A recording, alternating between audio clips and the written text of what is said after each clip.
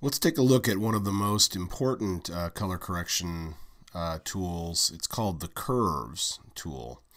And we'll use it over here on the Layers palette as what's called an adjustment layer. You have an adjustment palette here. I'm going to add one down here by going to the black and white yin-yang symbol down here, choosing Curves. Now the adjustments palette shows us this curve here, and it's not much of a curve at this point, it's a straight line.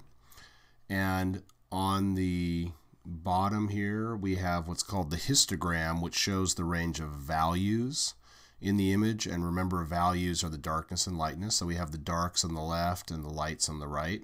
All the way to the right is pure white, all the way to the left is pure black. And you'll notice that we're working in RGB. And so right now this is all three of those colors together, which gives us the full spectrum of color. And by default there's always this 45-degree diagonal line. And what that means is simply that dark is dark, light is light, and everything in between is everything in between. That's the default setting. The best way to understand this that I found was to see what happens if you take this curve and reverse it. And what we're doing is we're saying if we bring the lights down to become darks, the image will completely black out, meaning we just have a flat line across. But then bring the darks up and make them lights, we have the photographic negative of the image. We get a complete inversion. So dark becomes dark, light becomes light, and everything in between adjusts accordingly. So we get this diagonal line going the opposite direction here.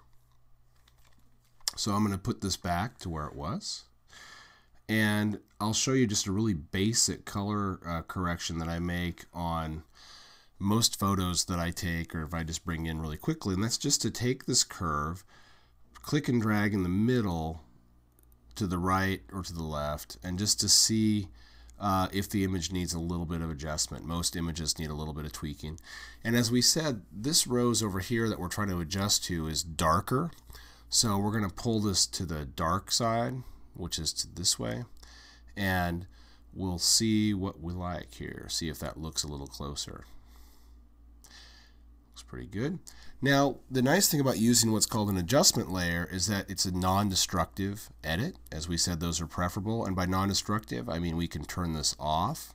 So this is what the image looked like before our edit.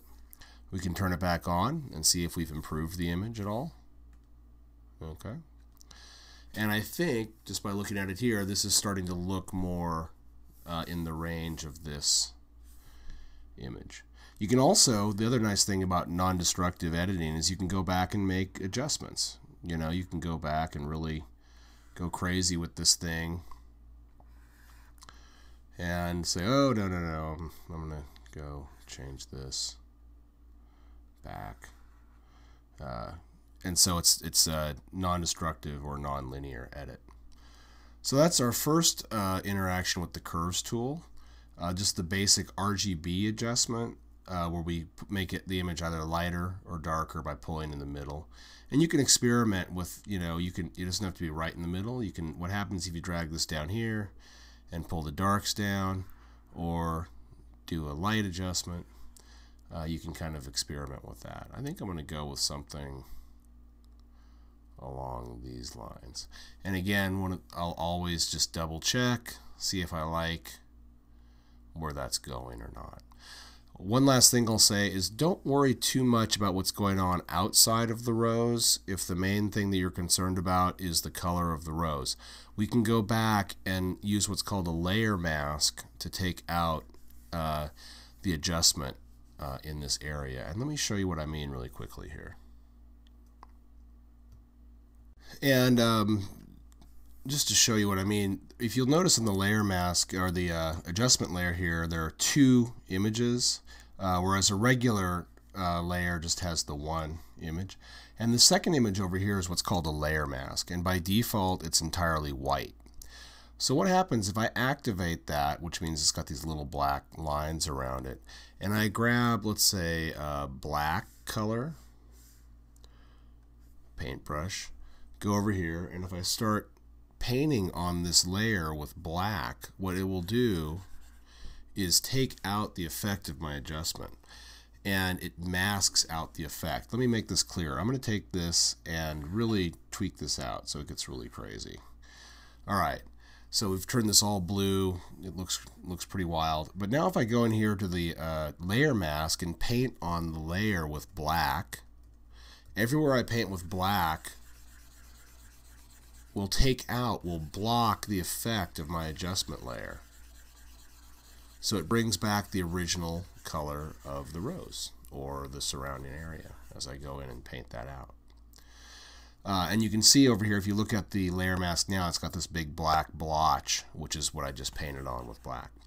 If I want to return to the, let me focus in here. If I want to change my mind and paint, all I have to do is paint back with white. So if I take white, then it returns the effect of the adjustment layer. So if I paint all the way through there with white, you can see my layer mask is now mostly white. And there we go. Back to where we started. And I've got almost all of it there. All right. And all right. Close enough. Okay. So again, we can turn that on and off. Go back to the original. Let's go back and reset our curves so it was basically like we had it. So we've got our color correction. So that's the way you can use a layer mask. And the way I would suggest you use that on something like a rose photograph is to, if you wanted to not affect the outside area and turn this, really change that outside color, I'd use a soft brush. You'll notice I'm using a hard brush right now. So I'm going to change the hardness. And then I can just go in and kind of nicely bring these areas back. And you can see what I'm doing over here. I'm just painting black onto the layer mask, and then wherever I black out is not affected by the adjustment layer. So, you know, you can spend a lot of time on that, and I wouldn't recommend that particularly for, you know, you can get into an endless thing, so you don't want to spend, you know, 6 hours on doing this or something for a single image unless it's really, really important, which it probably is not. So there we go. That's just a quick introduction to the curves, and we'll go into the next phase of curves in the next video.